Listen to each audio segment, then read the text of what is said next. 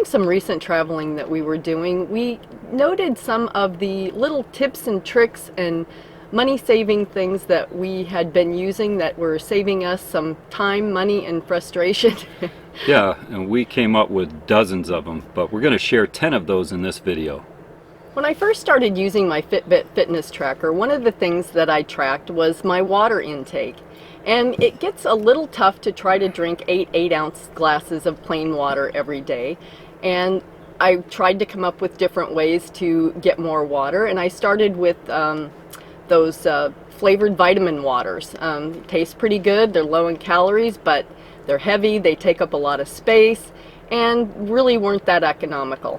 So Right. I discovered these little squirt drink enhancers, and they come in little packets or in the little squirt bottles, and they are extremely economical because for about $3 a bottle you can get up to 24 servings, and even more if you don't want it that strong. Sparingly.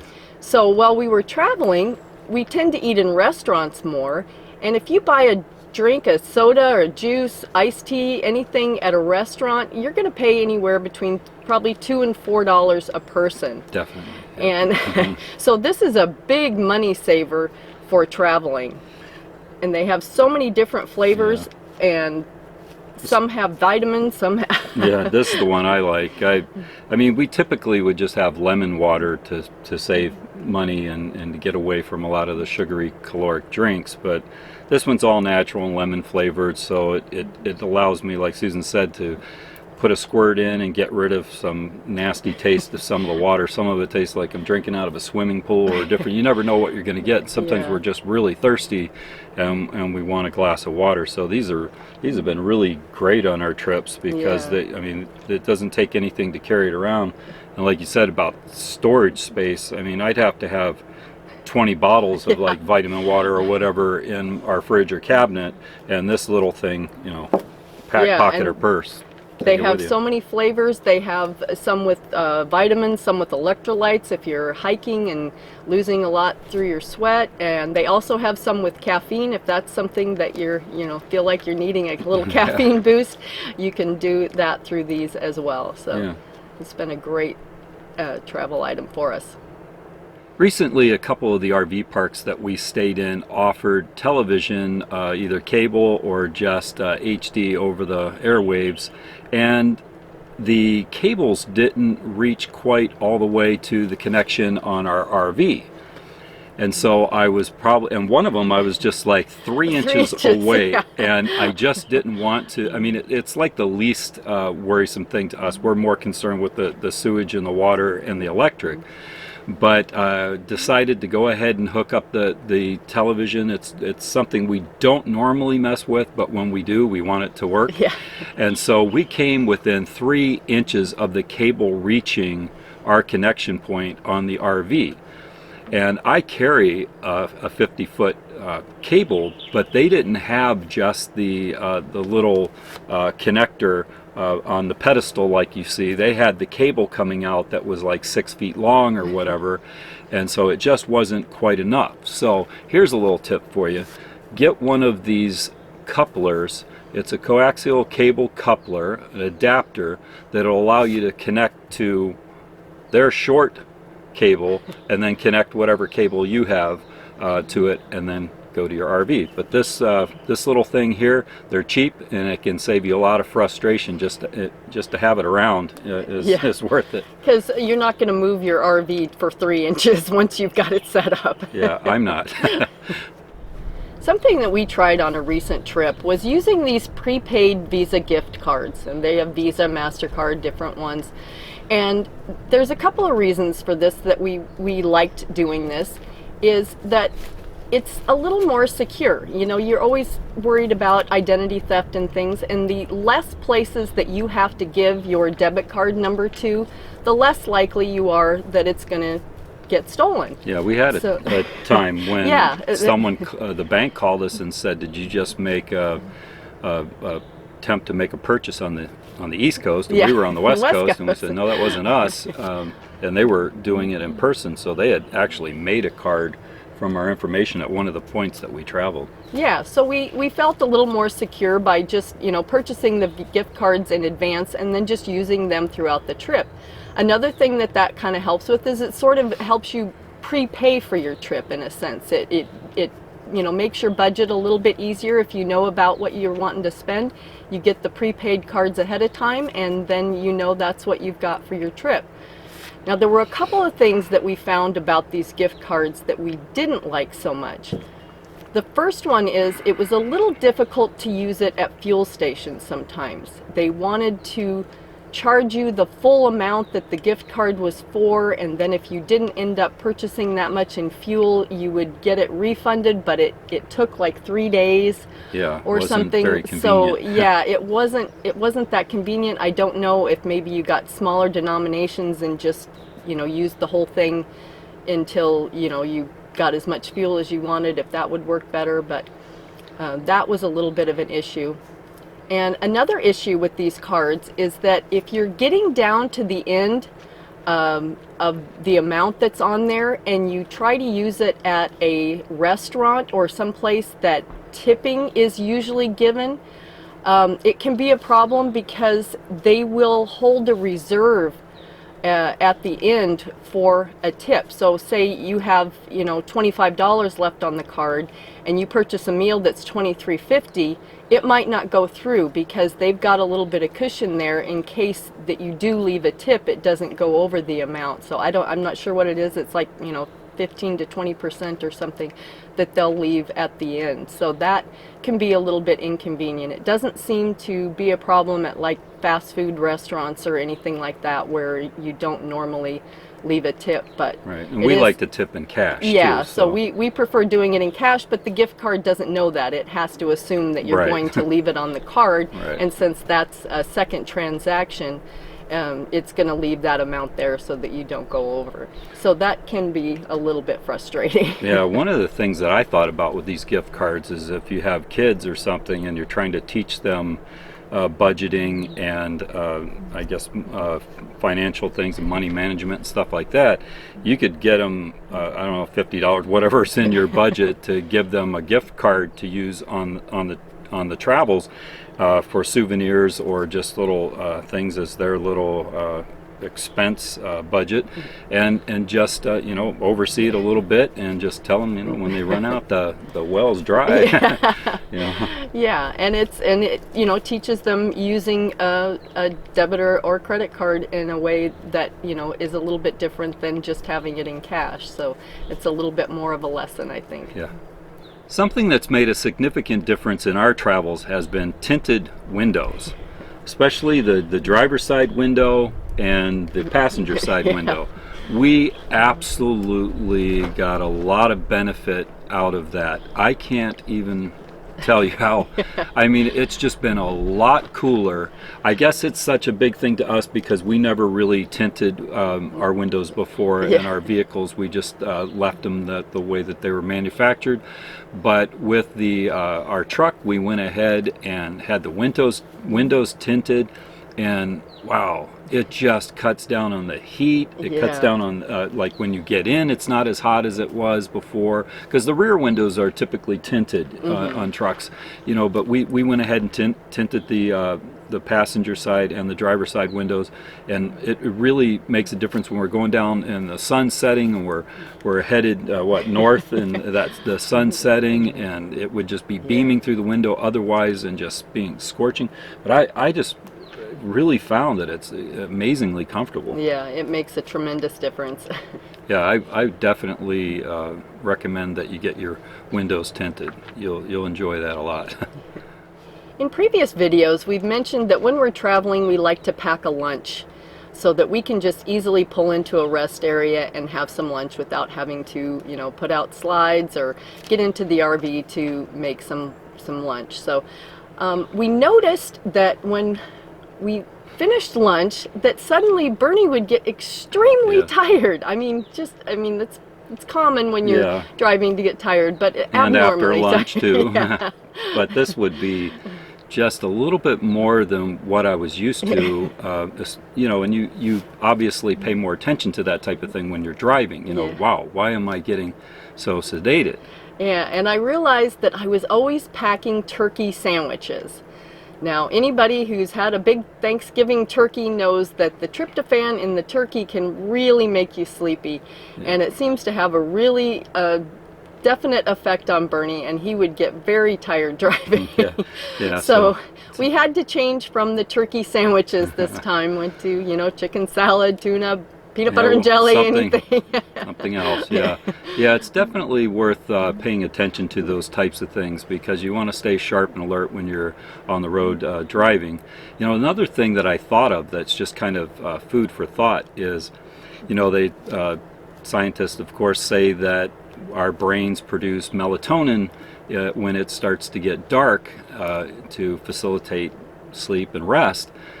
And I wondered how that would be affected by putting on dark sunglasses when you're driving. So I'm not saying anything for sure here, but it's definitely food for thought. You know, if you find that you're getting really sedated when you're driving and you have your sunglasses on, maybe take them off unless it's blinding. Or try you. some you know, lighter tint sunglasses for driving, and you know, pay attention to what you pack in your lunch. Yeah.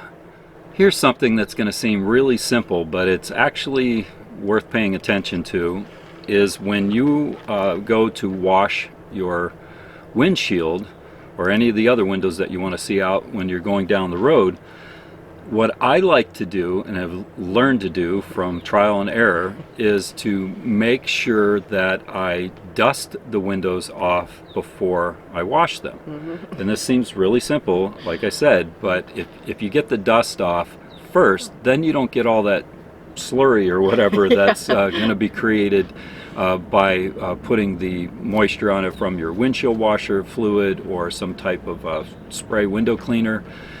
So it helps a lot in that way. So I'll just go over them with a paper towel or something first, or a duster, get all of that off, and sometimes I find that that's done a great job in and of itself. Yeah. And then I go on and spray something on so that I can get the other stuff off, like the bug splatter and all that kind of thing. And this has really helped a lot. Yeah, we have the dash cam, so it really helps if the windshield's clean to be able to see what you're trying to see when you're driving. Simple thing, but man, it's really come in handy for us when we with all the driving that we do.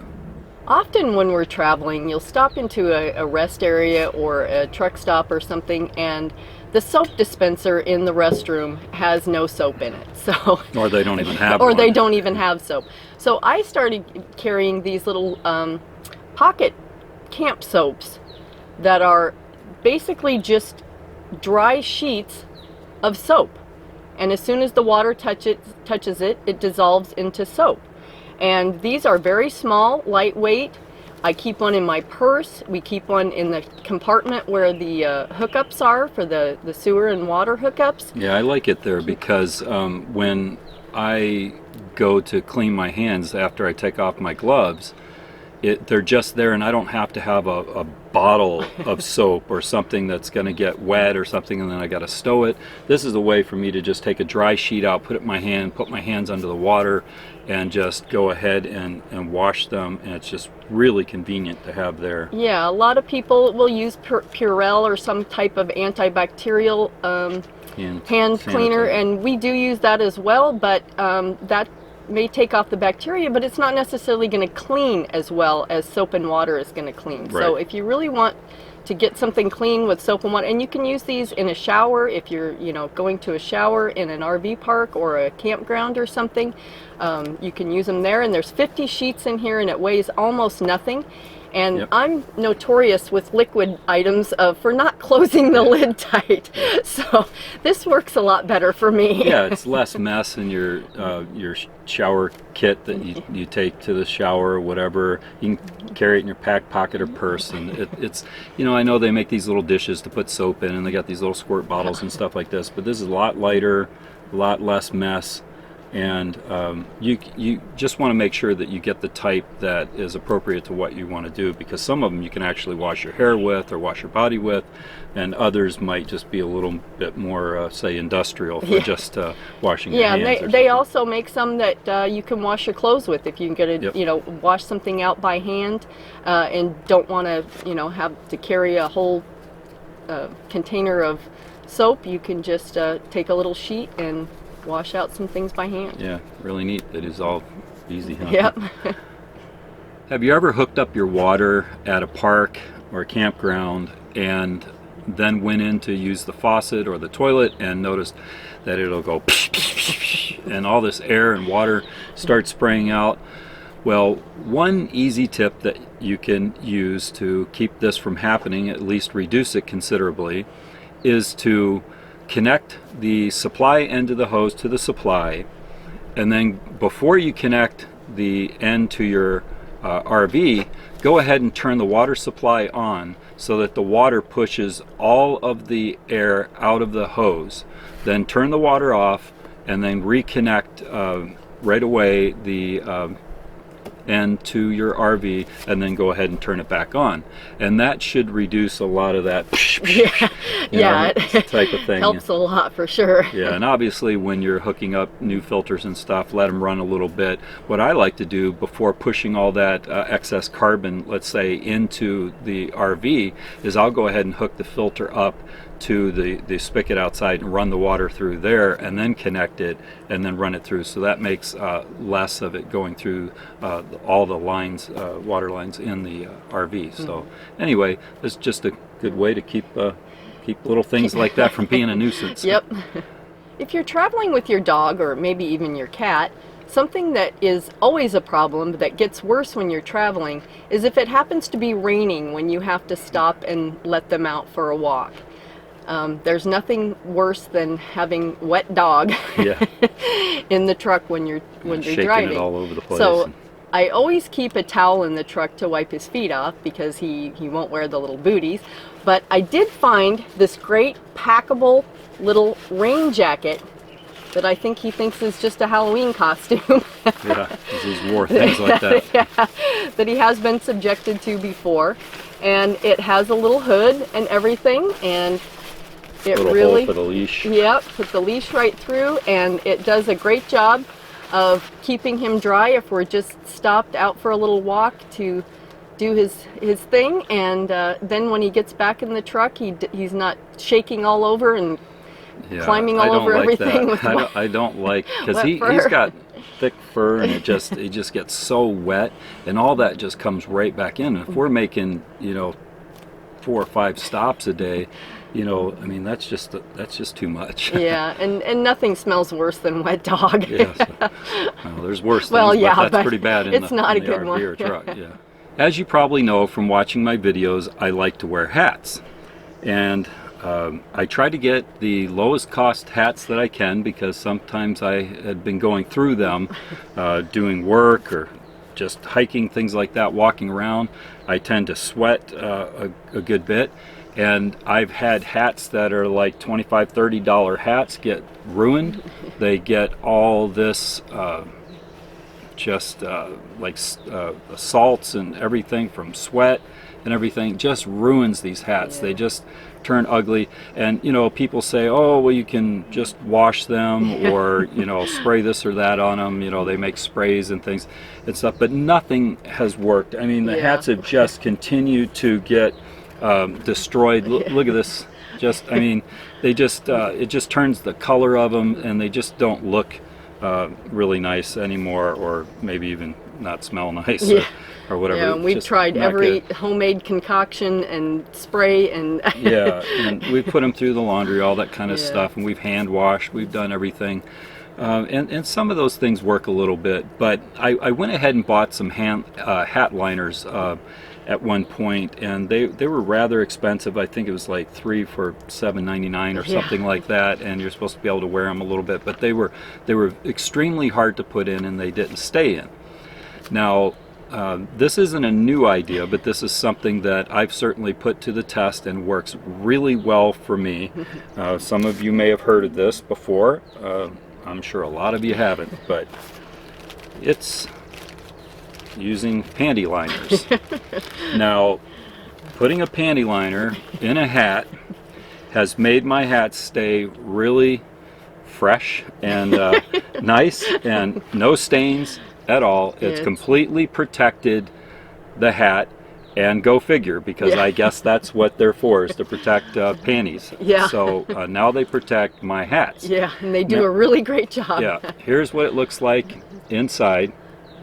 So I just put liner in, and because these are the trucker style with the mesh, you could see through here. So you wouldn't want to use, you know, what they call long, you know. So I've ended up getting these little regular ones, and then I just peel the back off and stick it in the hat. They stay in well. I can use them several times before I change them, and I think this cost me $1 and some change for a 20 pack of these. I have no problem using these whatsoever. I mean, there's other types that I've used, and some of them, the adhesive works better than others, and some of them you have to trim because they have wings and all this kind of stuff. So you just want to watch out for that. And you also want to lay them in so that they're up a little bit, so that when you lift your head up, you don't see the panty liner. You know, why would you want anybody to see that? So, Yeah. But anyway, they absorb moisture, and they do a good job at it, and they've saved my hats, and it's a cheap solution. And these, I like these the best out of all the ones that I've tried. If you can get a knockoff of them, or just these little Carefree regular ones, because when they're just the right size, I don't have to trim them or anything. I peel the back off, slap it in, put the hat on. They're all white. They're not pink and have flowers or anything like that. You know? Yeah, and you want to get one that does have a good adhesive to it, and we found this one really does. We had a friend that had been trying this with a different brand, and went into a restaurant, decided to remove his hat, and the liner stuck to his forehead. And that's usually those edge-to-edge kinds, when the edges roll up, and they can just you know. Anyway, you get the idea. These work good. You know, if you can get past the, you know, purchasing this, and of course Susan can get them for me, but if you can get past the idea of that, they're just cotton liners, and you can order them online if you want to. Yeah, definitely. They work good. Well, that was 10 tips or ideas that we've found work well in our travels. Let us know in the comments if you like these, or if you have a few of your own you'd like to share. And don't forget to like, share, and subscribe. Thanks for watching.